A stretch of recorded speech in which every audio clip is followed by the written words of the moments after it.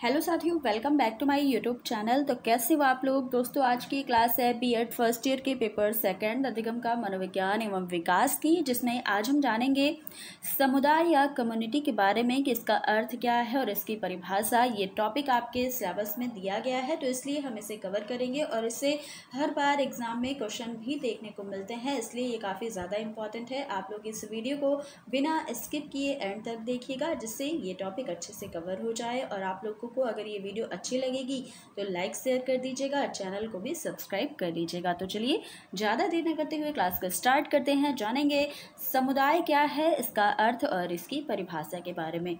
देखिए, समुदाय जो है ये अंग्रेजी शब्द कम्युनिटी का हिंदी रूपांतर है, जो कि दो शब्दों से मिलकर बना है। कम्युनिटी दो शब्दों से मिलकर बनता है। कौन कौन से? तो पहला कॉम और दूसरा क्या है?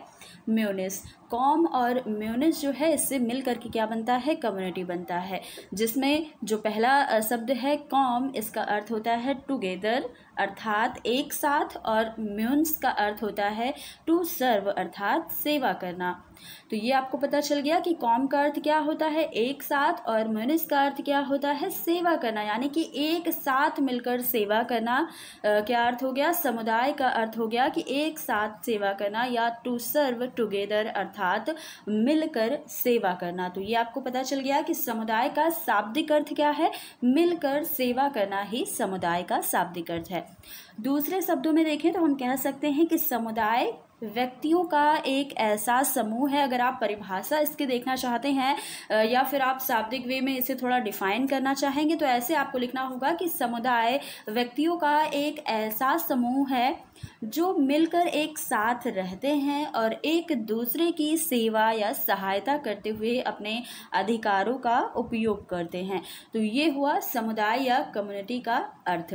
आगे देखिएगा समुदाय के बारे में कुछ चीज़ें। तो समुदाय मनुष्यों का स्थायी और स्थानीय समूह होता है, जिसके अनेक प्रकार के और समान हित होते हैं। जहाँ कहीं भी व्यक्तियों का एक समूह सामान्य जीवन में भाग लेता है, वहीं हम उसे क्या कहते हैं? समुदाय कहते हैं। जहाँ पर सारे लोग मिलजुल कर एक साथ रहते हैं और एक दूसरे की सेवा करते हैं, एक दूसरे का सम्मान करते हैं और एक दूसरे के लिए तत्पर रहते हैं किसी भी कार्य को करने के लिए।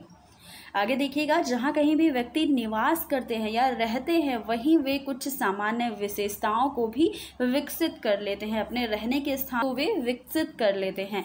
उनके ढंग, उनके व्यवहार, उनकी परंपराएं, बोलने की विधियां, ये सारी चीज़ें एक से हो जाती हैं। आप देखते होंगे कि एक जो समुदाय होता है उसके अंदर जितने भी लोग रहते हैं या जितने भी परिवार रहते हैं, उनके जो रहन सहन है या फिर उनकी परंपराएं हैं, उनका त्यौहार मनाने का तरीका जो होता है, सारी चीज़ें एक जैसी हो जाती हैं। ये सभी बातें सामान्य जीवन की प्रभावपूर्ण प्रतीति होती है। वास्तव में समुदाय जो है ये अति विस्तृत या बहुत ही विशाल और व्यापक शब्द है, और इसमें विभिन्न प्रकार के सामाजिक समूहों का समावेश होता है। उदाहरण देखिएगा, जैसे परिवार, धार्मिक संघ, जाति, उपजाति, पड़ोस, नगर और राष्ट्र, ये सभी समुदाय के विभिन्न रूप होते हैं। यानी कि ये क्या है? समुदाय एक बड़ा रूप है या एक बहुत ही व्यापक शब्द है, बड़ा ही ब्रॉड शब्द है। इसके अंदर सारी चीज़ें आ जाती हैं। परिवार हो गया, चाहे आस पड़ोस, जाति, उपजाति, सारी चीज़ें, एक नगर भी कह लीजिए, सारी चीज़ें समुदाय के अंतर्गत ही आ जाती हैं।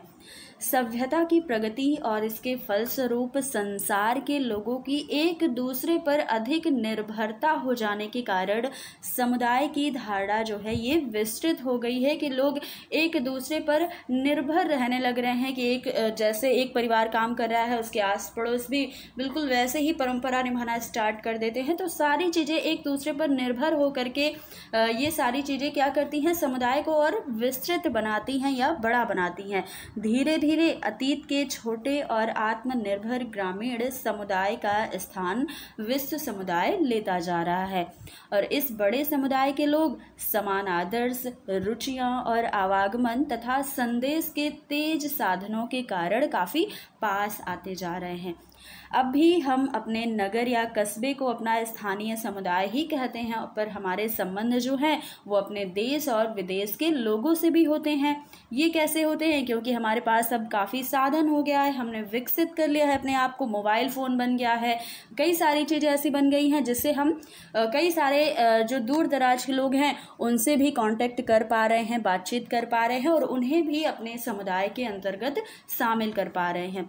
फलस्वरूप क्या हुआ कि हम राज्य समुदाय, राष्ट्रीय समुदाय और अंतर्राष्ट्रीय समुदाय के भी सदस्य होते जा रहे हैं। इस प्रकार समुदाय में एक वर्ग मील से कम का क्षेत्र भी हो सकता है और उसका घेरा विश्व भी हो सकता है। समुदाय छोटे से छोटा भी हो सकता है और बड़े से बड़ा या अंतर्राष्ट्रीय लेवल का भी हो सकता है। यह क्षेत्र घेरा इस बात पर निर्भर करता है कि इसके सदस्यों में आर्थिक और राजनीतिक समानताएं होनी चाहिए। कितनी समानताएं हैं आर्थिक और राजनीतिक, ये चीज़ें इस पर निर्भर करती हैं। अब देखिएगा समुदाय की परिभाषा क्या है, डेफिनेशन ऑफ कम्युनिटी। हम समुदाय के अर्थ को और भी अच्छे से स्पष्ट कर सकते हैं कुछ परिभाषा को देखकर। तो पहली परिभाषा गिन्सबर्ग के अनुसार है। इन्होंने कहा कि समुदाय सामान्य जीवन व्यतीत करने वाले सामाजिक प्राणियों का एक समूह समझा जाता है, जिसमें सभी व्यक्ति एक सामान्य जीवन व्यतीत करते हैं और सामाजिक होते हैं, जिसमें सब प्रकार के असीमित, विविध और जटिल संबंध होते हैं जो कि सामान्य जीवन के फल स्वरूप ही होते हैं, जो उसका निर्माण करते हैं या उसे विकसित करते हैं।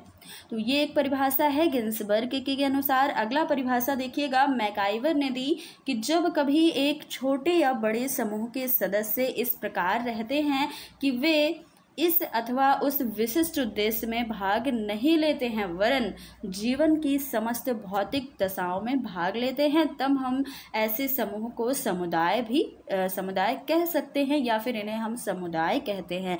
तो यहाँ पर दो परिभाषा दी गई है जो आपने यहाँ पर देखी है। तो ये सारी चीज़ें अगर आपको अच्छी लगी, ये हमारा टॉपिक था छोटा सा और ये काफ़ी ज़्यादा इम्पॉर्टेंट है, एग्ज़ाम में पूछा गया है। अगर आप प्रीवियस ईयर पेपर उठाकर देखेंगे तो आपको 1 से 2 क्वेश्चन ज़रूर देखने को मिल जाएंगे। तो इसलिए आप इसे अपने नोट्स में शामिल करें अगर आप अपनी नोट्स बना रहे हो, नहीं तो आप ऐसे भी वीडियो देख करके, ये इतनी आसान चीज़ें हैं कि आप समझ सकते हो। तो आगे भी इस टॉपिक की और भी क्लासेस आपको मिलेंगी। आज के लिए बस इतना ही। आपको ये वीडियो अच्छी लगी तो लाइक शेयर कर दीजिएगा और चैनल को भी सब्सक्राइब कर लीजिएगा। तो फिर मिलते हैं अगली क्लास में कुछ नए टॉपिक के साथ। तब तक के लिए धन्यवाद।